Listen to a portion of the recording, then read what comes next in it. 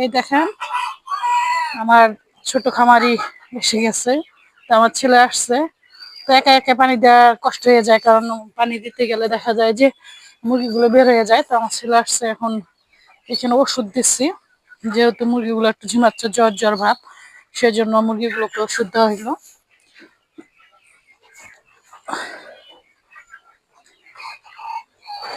এত দেরি হলো কেন? এত দেরি হলো কেন? আমার ছেলের হুজুর আসছিল, তো সেজন্য আমার ছেলে দেরিতেই আসছে। কতর মধ্যে পাইছে পরীক্ষায়?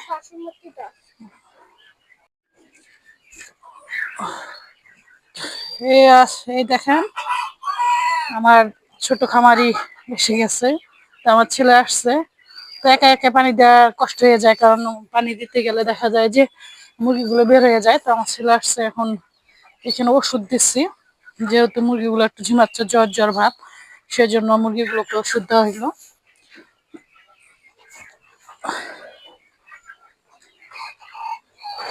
এত দেরি হলো কেন?